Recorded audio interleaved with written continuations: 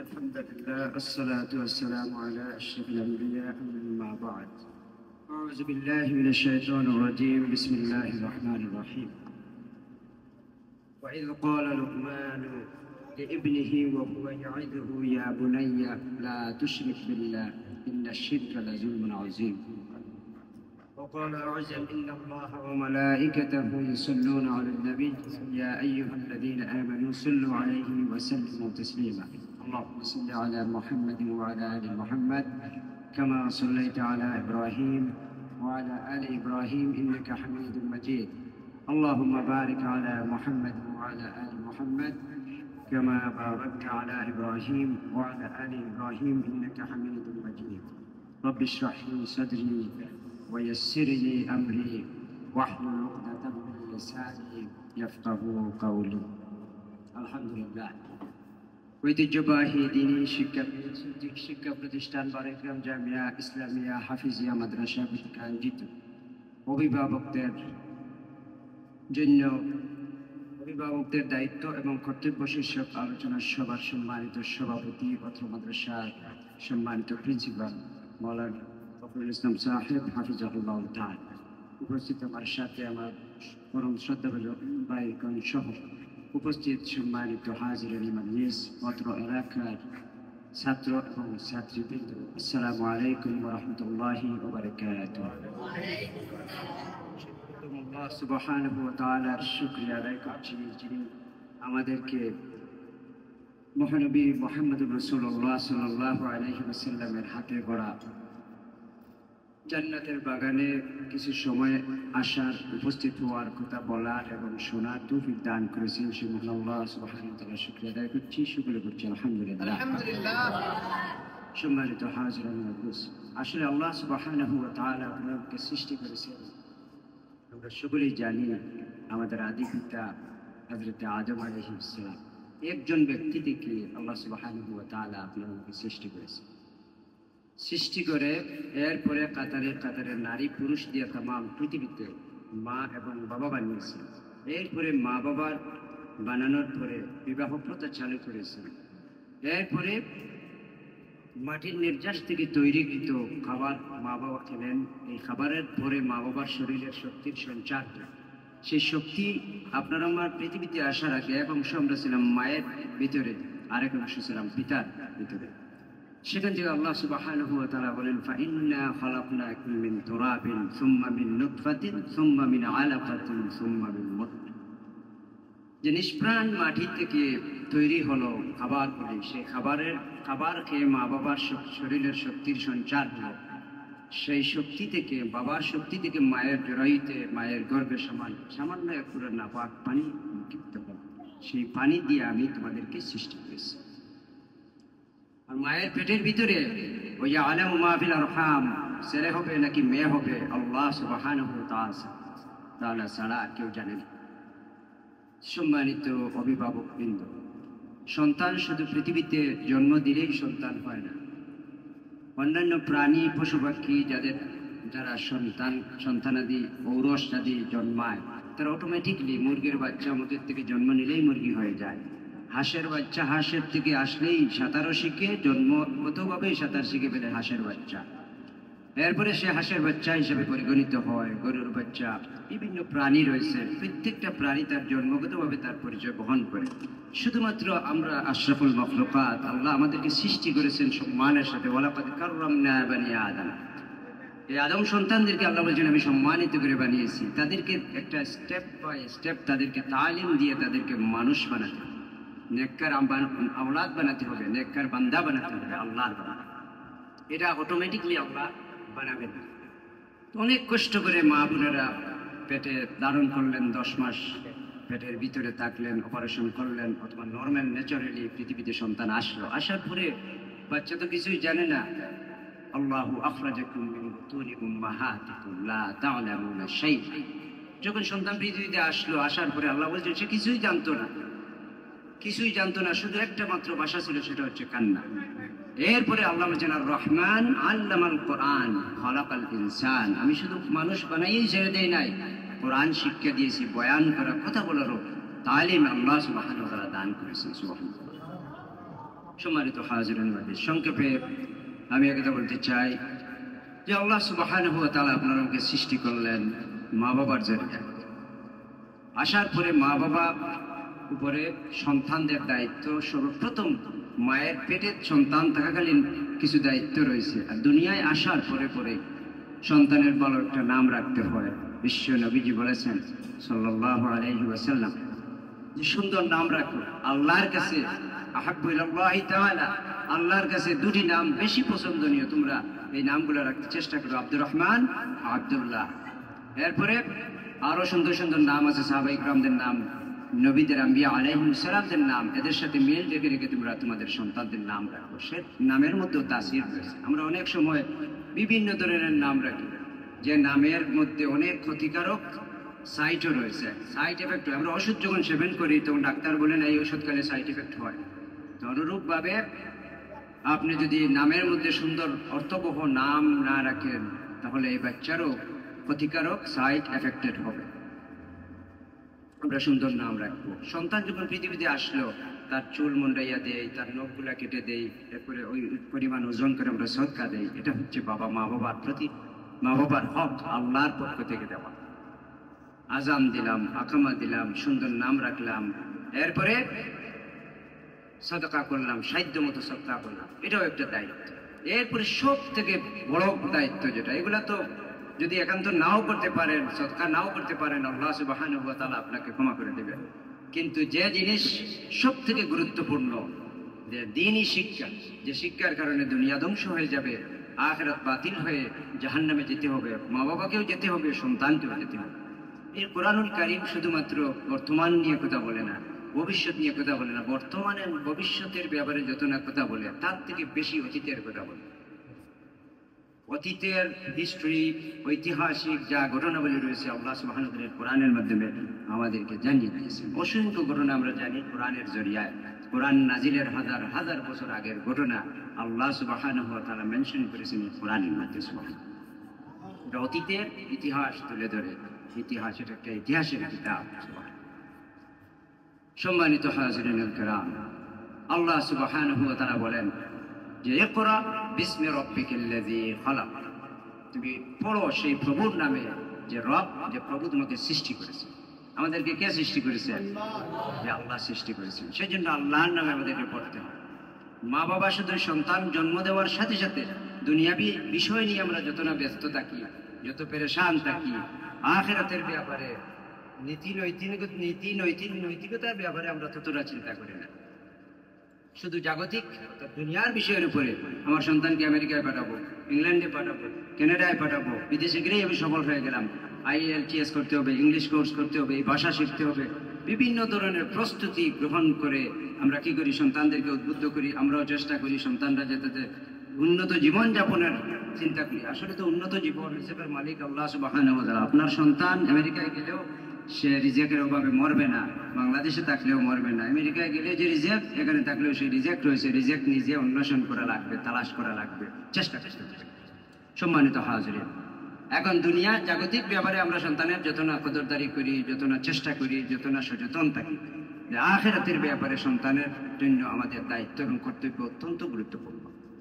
সর্বপ্রথম দায়িত্ব হচ্ছে মা এবং বাবা, অভিভাবকদের দায়িত্ব হচ্ছে যে আল্লাহ সুবহানাহু ওয়া তাআলা বলছেন যে কোরআনের মধ্যে যে আমার লোকমান হাকিমের নাম আপনারা শুনছেন তো, একটা সূরা রয়েছে, তিনি কোনো নবী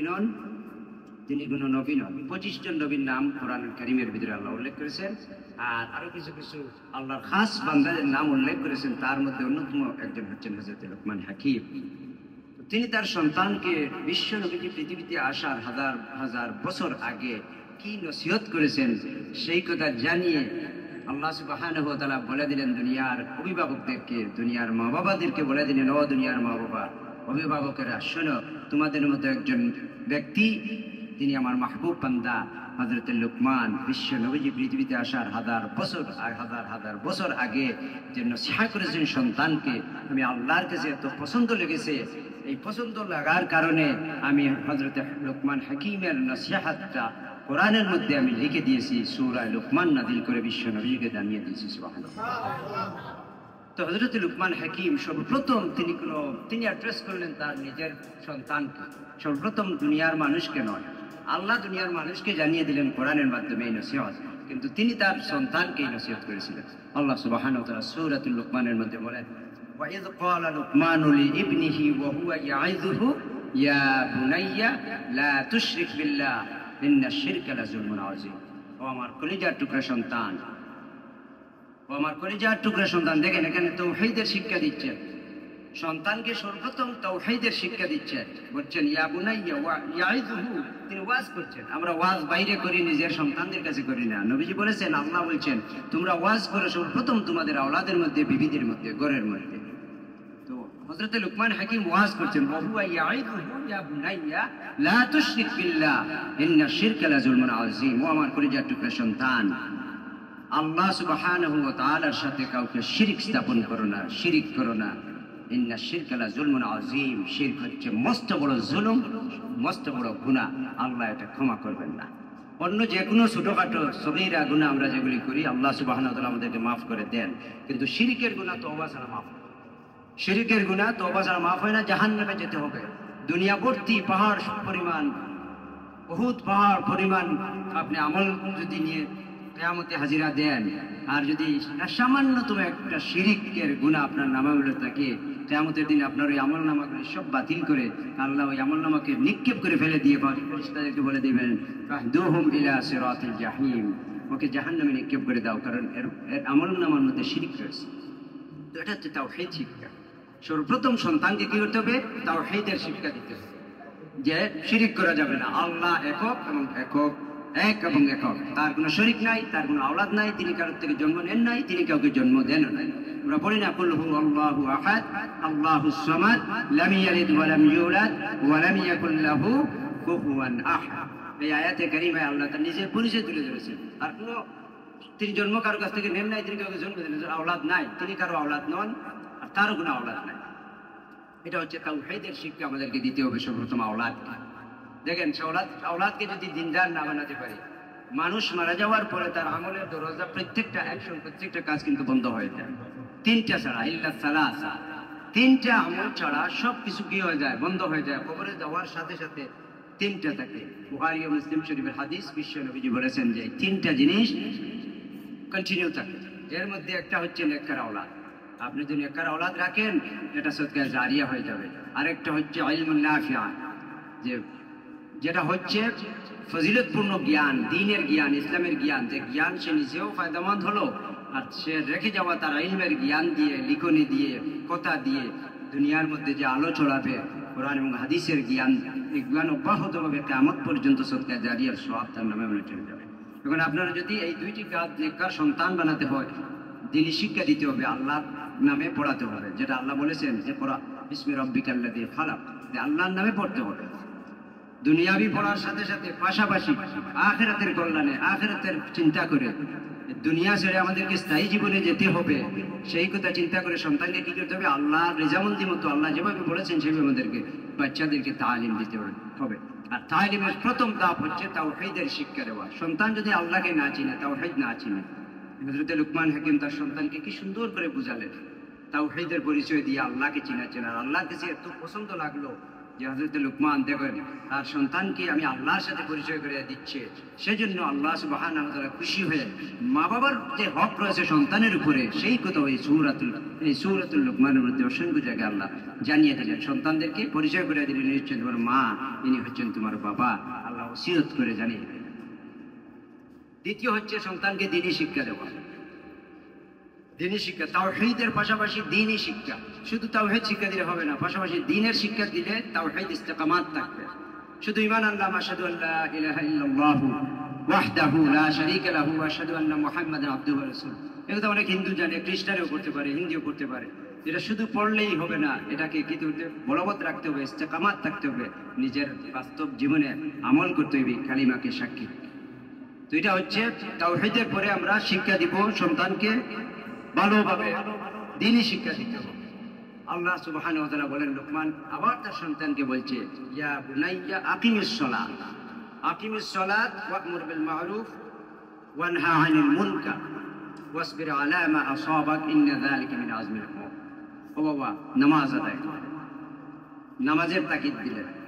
দেখেন, আল্লাহর পরিচয় দেওয়ার পাশাপাশি তিনি শিক্ষার স্তম্ভটাও শুরু হচ্ছে নামাজ। বললেন, ও বাবা, আকিমিস সালাত, নামাজ কায়েম করবে, নামাজ প্রতিষ্ঠা করবে, জামাতে নামাজ আদায় করবে। এই নামাজ পড়লে পরে মানুষ কি হয়? ফাহশা কাজ দূর হয়। ইন্নাস সালাতা তানহা আনিল ফাহশাই ওয়াল মুনকার। নামাজ পড়লে মানুষ খারাপ কাজ করবে না। খারাপ নামাজ পড়লে মানুষ অন্যায় করবে না, জুলুম করবে না, গুনাহ করবে না। এই গুনাহ থেকে, ফাহশা কাজ থেকে, নিকৃষ্ট কাজ থেকে নামাজ তাকে কি করবে? হেফাজত করবে। সেই জন্য বলছেন আকিমিস সালাত, ও বাবা তুমি নামাজ কায়েম করো। ওয়ামুর বিল মারুফ, ভালো ভালো কাজের কাজ করবে, ভালো কাজের আদেশ করবে, পরামর্শ দিবে। ওয়াসবির আলা মা আসাবাক, এটা অনেক বড় একটা সাহসী কাজ। এই কাজের মধ্যে বাধা আসবে, সমস্যা আসবে, তখন তুমি কি করবে? ওয়াসবির আলা মা আসাবাক, সবর করতে হবে, ধৈর্য ধারণ করতে হবে। সবর করতে হবে, ধৈর্য ধারণ করতে হবে।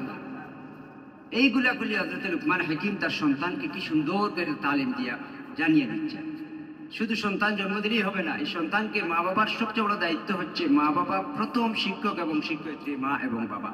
শুধু আমরা প্রতিষ্ঠানে সন্তান দিলে প্রতিষ্ঠান বড় আলিম হতে পারবে না, বড় ইঞ্জিনিয়ার হতে পারবে না, এটা তো প্রাতিষ্ঠানিক শিক্ষা। আসল শিক্ষা হচ্ছে পারিবারিক শিক্ষা। আমাদের সবাইকে শিক্ষয়িত্রীর ভূমিকা, শিক্ষকের ভূমিকা পরিবারের মধ্যে, সন্তানের মধ্যে রাখতে হবে। হোমওয়ার্ক রয়েছে, মাদ্রাসার যা তালিম দেওয়া হলো, স্কুলে তালিম দেওয়া হলো, কলেজে তালিম দেওয়া হলো, এটার পাশাপাশি শিক্ষকবৃন্দ কি করেন? নোট দেন, হোমওয়ার্ক দেন, ঘরের ভিতরে কিছু সবক দেন। এই সবকগুলা যদি রীতিমতো যদি প্র্যাকটিস করার ভিতরে কেউ না করে, যে সন্তান আর মা বাবা যদি, আপনারা যদি দায়ী থাকবেন, সন্তান যদি না শিখতে পারে, হোমওয়ার্ক যদি বাড়িতে না পড়ে, বাসায় না পড়ে, তাহলে পরের দিন আবার ওই প্রতিষ্ঠানে এসে যে আগের দিন কি পড়েছিল সব ভুলে গেল। সে তো তার জায়গায় থেকে গেল, তার সহযোগের তার আরো পাশের ছাত্র যে সে আপগ্রেড হয়ে গেল, সে শিখলো, আপনার ছেলে শিখলো না। তার মূল দায়িত্ব হচ্ছে আপনাদের, আপনারা দায়ী থাকবেন। সন্তান যদি তার ক্লাস লেভেল ঠিক মতো কন্টিনিউ করে যেতে না পারে, অগ্রগামী না হতে পারে, তাহলে দায়ী থাকবেন আপনারা, যারা মা এবং বাবা, অভিভাবকেরা। আপনাদের প্রাইম ডিউটি, প্রধান দায়িত্ব হচ্ছে সন্তান বাসায় আসার সাথে সাথে আসরের নামাজ পড়ছে কিনা দেখবেন, মাগরিবের নামাজ পড়ছে কিনা দেখবেন। এরপরে মাদ্রাসা থেকে হোমওয়ার্ক যেগুলা দেওয়া হয়েছে, সবক যেগুলা দেওয়া হয়েছে, ওইগুলা পড়তেছে কিনা মাগরিবের পরে, এটা ভালো করে তদন্ত করতে হবে, খেয়াল রাখতে হবে। মোবাইল দেখতে হবে, মোবাইলের ভেতরে কি করতেছে। অনেক সময় সন্তানের মোবাইল দিয়ে নষ্ট হয়ে যাচ্ছে, মোবাইলে মনোযোগী হচ্ছে, গেমে মনোযোগী হচ্ছে। আর আপনি যদি এটা খেয়াল করেও না করেন, তাহলে কিয়ামতের দিন দায়ী হয়ে যাবেন। সন্তানের হক আপনি আগে আপনি আদায় করবেন। নিজে আদায় করলেন না সন্তানের হক, আর পরে যখন সন্তান বড় হয়ে গেল, তখন আশা করলেন সন্তান আপনার হক আদায় করবে। আপনি আগে শিখাতে হবে, আওলাদ নেককার আওলাদ বানাতে হবে। যদি নেককার আওলাদ আমরা বানাতে পারি, এই সন্তান আপনার জানাজার নামাজ পড়াবে, আপনার জন্য দোয়া করবে, তার জন্য বেশি বেশি দোয়া করবে মা বাবার জন্য। মা বাবা জান্নাতে যাওয়ার জরিয়া হবে এই সন্তান। এদেরকে আল্লাহর নবী সম্মান দিয়েছেন, আল্লাহ সুবহানাহু ওয়া তাআলা এদেরকে সম্মান দিয়েছেন। এদেরকে আমরা ধরতে হবে, তাদের রাস্তাটা যাতে শয়তান মিসগাইড না করতে পারে, অন্যদিকে তাদের কুমন্ত্রণা দিয়ে অন্যদিকে ডাইভার্ট যাতে না করতে পারে। এটা শিক্ষকদের পাশাপাশি মা বাবারও দায়িত্ব রয়েছে, আমরা সন্তানকে সঠিক পথে রাখা। কারণ সন্তান চাইবে না সে আলিম হোক, সন্তান চাইবে না সে নামাজি হোক, সন্তান চাইবে না সে নেককার আওলাদ হোক, সে বাধার সৃষ্টি করবে। সেই বাধার সৃষ্টি থেকে বাঁচাবার জন্য আপনাদেরকে দায়িত্ব নিতে হবে, গুরু দায়িত্ব, যাতে আমার সন্তান যাতে নষ্ট না হয়। এরপরে সন্তানকে শিষ্টাচার শেখাতে হবে, আদব কায়দা শেখাতে হবে। সব নবীরা আদবই ছিলেন। নবীরা তাদের সন্তানদেরকে আদব শিখিয়েছেন। সমস্ত নবীদেরকে আল্লাহ সুবহানাহু ওয়া তাআলা শিষ্টাচারে ধন্য করেছেন। তো আমাদেরকে খুব দায়িত্ব সহকারে সন্তান কার সাথে কিভাবে কথা বলছে, তার আদব আছে কিনা, এটা দেখতে হবে। এখন যদি আদবের খেলাফ সে চলাফেরা করে মাদ্রাসায় পড়ে, কোনো লাভ হবে না। মাদ্রাসার ছাত্র হবে আবার বেয়াদব হবে, তাহলে এই সন্তান কোনোদিন নেককার আওলাদ হবে না, সে আলিম হয়েও জালিম হয়ে যাবে। আর এই ধরনের এক শ্রেণীর আল্লাহ হযরত আবু হুরায়রা রাদিয়াল্লাহু তাআলা এক হাদিস বর্ণনা করে, তিনি 3 বার জমিনে পড়লেন, হাদিস শোনাতে ব্যর্থ হলেন। একটা হাদিস তিনি বলে 3 বার কাঁদলেন আর বেহুশ হয়ে পড়লেন। তাকে যখন উঠিয়ে বসানো হলো, আবু হুরায়রা বললেন যে এই কথা বলার সঙ্গে সঙ্গে আমার মাথায় এমনভাবে ঘুরান দিয়েছে যে আমি টিকে থাকতে পারি না। যে আল্লাহর নবীজি বলেছেন যে আল্লাহ সুবহানাহু ওয়া তাআলা কিয়ামতের দিন যখন মনোযোগী হবেন বিচার ফয়সালা করার জন্য, 3 শ্রেণীর মানুষ দিয়ে জাহান্নাম উদ্বোধন করবেন। 3 শ্রেণীর মধ্যে এক শ্রেণী হচ্ছে আলিমেরা, হাফিজেরা, কারিয়েরা। তখন আবু হুরায়রা 3 বার বেহুশ হয়ে জমিনে পড়লেন। আরেক শ্রেণী হচ্ছে মালদার, আরেক শ্রেণী হচ্ছে শহীদদেরকে দিয়ে দেবেন। দেখেন, শহীদ হয়েছে আল্লাহর রাস্তায়, দুনিয়া তাকে বাহবা দেওয়া হলো, তার নামে লিফলেট আঁকানো হলো, তাকে কত কিছু শেখানো হলো, শহীদ শহীদ বলে স্লোগান দেওয়া হলো দুনিয়ায়। আখিরাতে তাকে দিয়ে জাহান্নামে ফেলে দেওয়া হবে। যদি সে খুলুসিয়তের সাথে তাকওয়াপূর্ণভাবে আল্লাহর রাস্তায় যদি জীবন না দিয়ে থাকে, সে যদি নাম কামাবার জন্য তার যদি টেনশন ঠিক না থাকে, সহি খুলুসিয়তের নিয়ত না থাকে, তাহলে এই শহীদই আল্লাহ কবুল করবেন না। মালদারকে আল্লাহ যাকে মাল দিয়ে দণ্ড করেছেন, তখন সে যাকাত দিল, বিভিন্ন সাদকা করলো, তার কাছে অহংকার যদি সৃষ্টি হয়ে যায়, তারটাও আল্লাহ কবুল করবেন না, তাকে দিয়ে জাহান্নাম উদ্বোধন করবেন। আর আলিম যারা, হাফিজ যারা, কারি যারা কোরআন তিলাওয়াত করলো, শিখলো, পড়লো, পড়ার প্রতি অহংকার থাকে, নিজে আমল করলো না, সে তিলাওয়াত করলো কোরআনের আয়াত, আবার সে নিজে আমল করলো না, পরিবারকে সাজালো না, তাকে দিয়ে আল্লাহ সুবহানাহু ওয়া তাআলা উদ্বোধন করবে। এরপরে আমাদেরকে দায়িত্ব নিতে হবে, সন্তানদেরকে শিষ্টাচার শেখাতে হবে, আদব কায়দা, কিভাবে সে কথা বলে, কিভাবে না বলে, আলিম হয়ে যাতে জালিম না হয়ে যায়, যে যেগুলি পড়াশোনা করছে সেগুলি আমল করতেছে কিনা তার বাস্তব জীবনে। সে যদি আমলদার না হয়, তাহলে মাদ্রাসায় ছাত্র, মাদ্রাসায় আর স্কুলের ব্যবধান কি? জেনারেল শিক্ষা, মাদ্রাসা শিক্ষার মধ্যে আকাশচুম্বী বেশ, আকাশচুম্বী বেশ। মাদ্রাসায় পড়ার পরেও যদি বেয়াদব হয়, তাহলে জানতে হবে এর কিসমতে হেদায়েত নাই। আর যদি হেদায়েত না থাকে, সমস্ত মাদ্রাসার শিক্ষক উস্তাদরা মিলেও তাকে আর হেদায়েতে আনতে পারবেন না। সন্তান হবে, আপনার সন্তান নষ্ট হবে, এই সন্তান আপনি জাহান্নামে যাওয়ার কারণ হবে। কিয়ামতের কঠিন ময়দান যখন শুরু হবে, আল ইয়াউমা লা ইয়ানফাউ মালুন ওয়ালা বানুন, আপনার সম্পদ তো কাজেই আসবে না। আপনার ওই যে সন্তান মাদ্রাসায় পড়েছে, এরপরে জালিম হলো, ওই সন্তানও কিয়ামতের দিন আপনি জাহান্নামে যাওয়ার কারণ হবে, সে আপনার কোনো উপকারে আসবে না। বরং সে আপনাকে, আপনি যদি গাফিল হন, আপনি যদি সতর্ক না থাকুন, আপনার সন্তানকে যদি আপনি উদ্বুদ্ধ না করেন, তাহলে ওই সন্তান কিয়ামতের দিন আল্লাহকে বলবে, আল্লাহ আল্লাহ আপনি আমার মা বাবাকে আমার সামনে আনেন, আমি জাহান্নামে যাওয়ার আগে আমার মা বাবার বুকে আমি পাড়া মেরে এরপরে আমি জাহান্নামে যাবো। নাউযুবিল্লাহি মিন যালিক। চিন্তা করেন, এটা আমাদের অভিভাবকদের দায়িত্ব যে আপনার সন্তানকে যদি দিন তারবিয়ত পারিবারিকভাবে প্রথমে শিক্ষা না দেন, আর সে যদি জাহান্নামী হয়ে যায়, মাদ্রাসায় আসার পরেও যদি আলিম হতে পারলো না, জান্নাতি হতে পারলো না, তখন কি হবে? জাহান্নামের ফয়সালা হলে সে কি বলবে? আল্লাহকে বলবে, আমার মা বাবাকে আমার সামনে শুয়াই দাও, মা বাবার বুকের উপরে আমি পাড়া মারবো না। এদের গাফলতির কারণে, অসচেতনতার কারণে, এদের কারণে আমি জাহান্নামে আসলাম। এরা যদি আমাকে গাইড দিত, এরা যদি আমাকে সঠিক সন্ধান দিত, যদি আমাদেরকে সুন্দরভাবে দিন তারবিয়ত তালিম শিক্ষা দিত, তাহলে আমরা আজকে জাহান্নামে আসতাম না। তখন আফসোস করবে সন্তান, আপনি জাহান্নামে যাওয়ার কারণ হবে। এই সন্তানকে শিষ্টাচার শিখাতে হবে, আদব শিখাতে হবে। আমরা বাচ্চাদেরকে দুনিয়া আসার আগেই মেরে ফেলি রিজেকের বইয়ে, বিভিন্ন বইয়েতে, দুনিয়াবির জন্য, রিজেকের জন্য। রিজেকের মালিক আল্লাহ সুবহানাহু ওয়া তাআলা। সেজন্য আল্লাহ বলছেন, ওয়ালা তাকতুলু আওলাদাকুম খাশিয়াতা ইমলাক নাহনু নারযুকুকুম ওয়া ইয়্যাকুম ইন্না কাতলাহুম কানা খিতবান কাবীরা। আওলাদকে হত্যা করা খিতবান কাবীরা। আল্লাহকে ভয় করতে হবে বেশি বেশি করে। আওলাদকে বিভিন্নভাবে আগের থেকে আওলাদ হত্যা করা হচ্ছে, এখনো বিভিন্ন কায়দায় আওলাদকে হত্যা করা হচ্ছে। আর আল্লাহ বলছেন যে আমি তোমাদেরকে রিজেক্ট দিচ্ছি, আর তোমাদের আওলাদেরও রাজ্জাক আমি তাদেরকেও রিজেক্ট দিব। রিজেক্টের ভয়তে তোমরা আওলাদ হত্যা করো না, তাদেরকে দুনিয়া আসতে দাও, আর কি করো? দিন তারবিয়ত শিষ্টাচার শিক্ষা দিয়ে তারা নেককার বানাই দাও। এই আওলাদ একদিন তুমি জান্নাতে যাওয়ার কারণ হয়ে যাবে। সেই জন্য আওলাদকে হত্যা না করে বলেন দিয়ে দিতে হবে। দরিদ্রতার ভয় আমরা কেন করবো? আল্লাহ কাফিরদেরকে খাবার দিচ্ছেন। সমস্ত প্রাণী আছে, আপনার আমাদের মতো মানুষ ছাড়াও তো অসংখ্য প্রাণী, লতা পাতা গাছপালা রয়েছে। গাছের মধ্যে আপনি পানি দেন না, ওই যে পাহাড়ের মধ্যে বিভিন্ন জায়গায় গাছপালা রয়েছে, আল্লাহ সুবহানাহু ওয়া তাআলা বৃষ্টি দিচ্ছেন তাদেরকে। মুশরিকদেরকে খাবার দিচ্ছেন রিজেকের মালিক আল্লাহ সুবহানাহু ওয়া তাআলা। রিজেকের ভয়তে আমার বাচ্চাদের প্রতি যেন আমি ইনসাফের খেলাফ না করি, তাদেরকে ইনসাফ শিক্ষা দিতে হবে। আদব কায়দার পাশাপাশি ইনসাফ শিখাতে হবে। দুইজন আপনার অনেক সময় আমরা কি করি, মুখ মলিন হয়ে যায় যখন কন্যা সন্তান পৃথিবীতে আসে। আল্লাহ বলছেন তাদের কপাল ছোট হয়ে যায়। কন্যা হোক, ছেলে হোক, মেয়ে হোক, যেই পৃথিবীতে আসলো আপনার জন্য এটা নিয়ামত বারাকাতের কারণ হয়ে যাবে আপনার পরিবারের মধ্যে। সুতরাং আমরা কি করব? একজন সাহাবী এসে একজন ছেলেকে, তার একটা মেয়ে আছে একটা ছেলে আছে, এক ছেলে মেয়ের হাতে তিনি কান্না উঠাই দিলেন। আল্লাহ নবী সাল্লাল্লাহু আলাইহি ওয়াসাল্লাম দেখলেন, দেখে অনেক কষ্ট লাগলো। এসে বললেন, ও সাহাবীকে প্রশ্ন করলেন যে তুমি কি তোমার মেয়ের হক আদায় করেছো? তিনি বললেন, না হুজুর, আমি আমার ছেলেকে দিয়েছি। রাসূল এতটুকু খারাপ পেলেন, ফের ওই জিনিসটা নিজ হাতে নিয়ে আসলেন, বললেন আরেকটা নিয়ে আসো, সমভাবে তোমার মেয়েকে দাও একটা, ছেলেকে দাও একটা। যতক্ষণ পর্যন্ত না দিবে তোর ঈমান পরিপূর্ণ হবে না। তো বাচ্চাদের মধ্যে আমরা কি করবো, ইচ্ছা প্রতিষ্ঠা ঘরের ভিতরে করবো।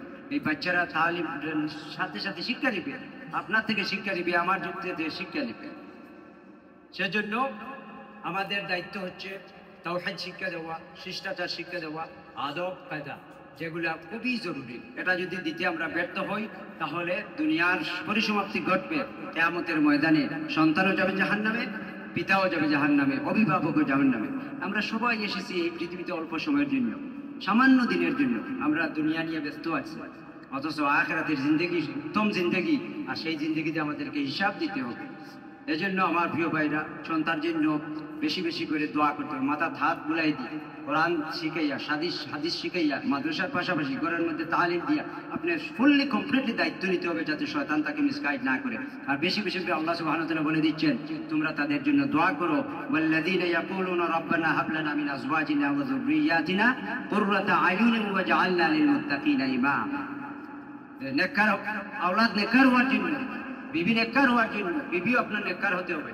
এদের জন্য দোয়া করো, আল্লাহ আপনি আমাদের স্ত্রী এবং সন্তানদেরকে, সন্তানাদিদেরকে নেককার বানাই দেন, আর আমাদেরকে মুত্তাকির আল্লাহ বিরুতার নেতা বানিয়ে দেন। এই সন্তানের জন্য দোয়া করতে হবে, বিবির জন্য দোয়া করতে হবে।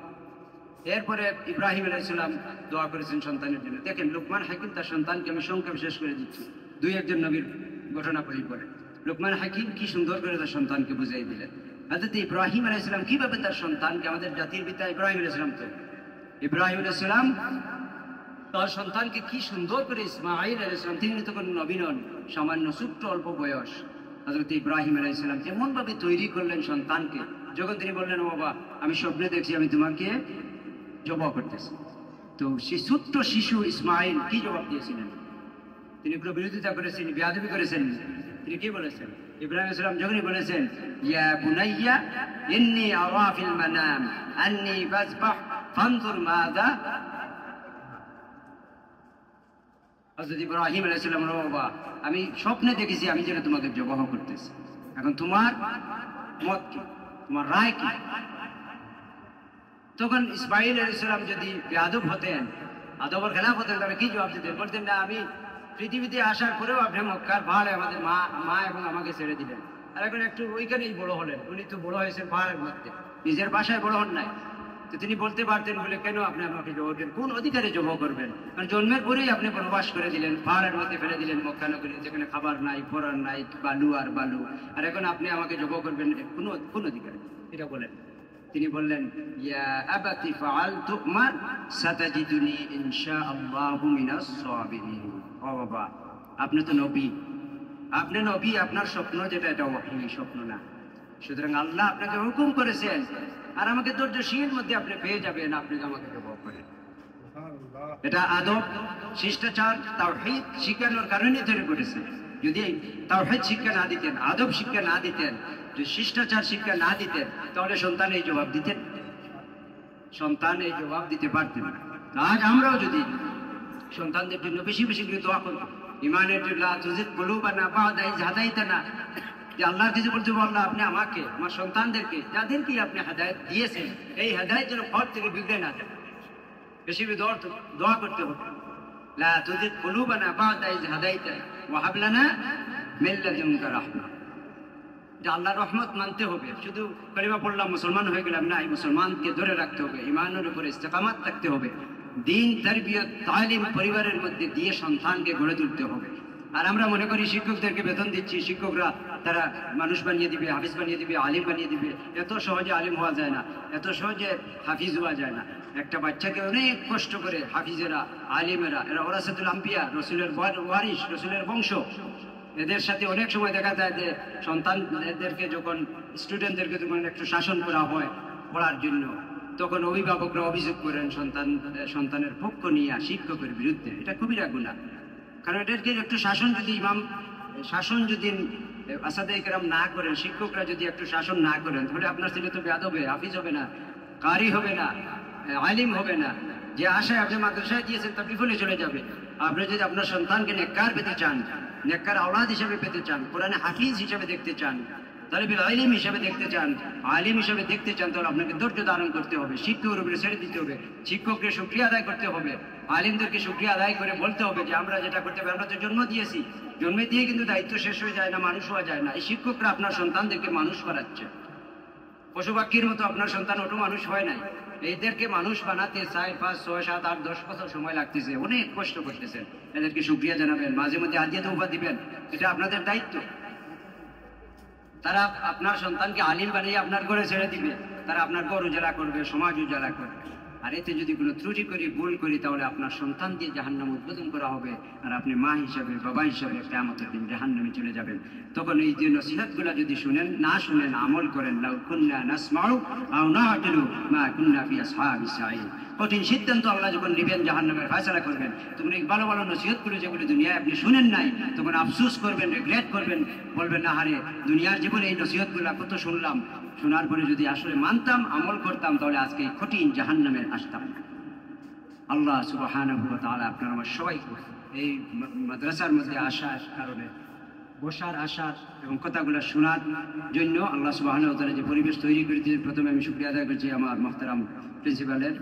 এরপরে আপনারা যারা কষ্ট করে এসেছেন অভিভাবক হিসাবে, আমি দোয়া করি আল্লাহ সুবহানাহু ওয়া তাআলা আপনাদেরকে তৌফিক দান করুন, যাতে করে আপনারা আপনাদের সন্তানদের প্রতি সঠিক ইনসাফ করতে পারেন, আপনাদের সন্তানদের দেখভাল ঠিক মতো করতে পারেন, লুক আফটার করতে পারেন, যাতে করে সন্তান যাতে নষ্ট না হয়ে যায়।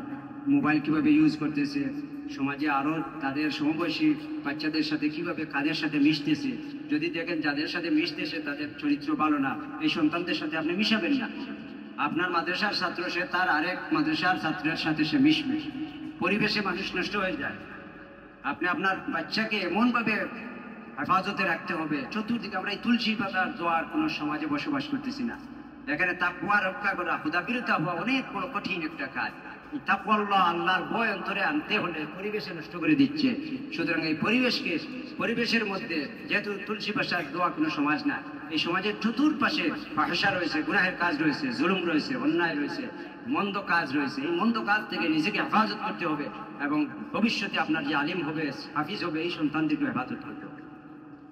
এই পরিবেশের মধ্যে আল্লাহ সুবহানাহু ওয়া তাআলা আপনাদের সবাইকে কবুল করুন, আমার সাথে আমার ভাইগণ সহ যারাই এসেছেন, আল্লাহ সুবহানাহু ওয়া তাআলা সবাইকে এই আশার কারণে, এই মাদ্রাসার কারণে, এই বাচ্চাদের কারণে আমাদের এই আশাকে নাজাতের জরিয়া হিসেবে আল্লাহ সুবহানাহু ওয়া তাআলা কবুল করুন। এবং এই মাদ্রাসার যেন প্রত্যেক হাজত যেগুলি রয়েছে, নবীর জান্নাতের বাগান, এই মাদ্রাসার হাজত আল্লাহ সুবহানাহু ওয়া তাআলা তার কুদরত থেকে যেন পুরা করে দেন।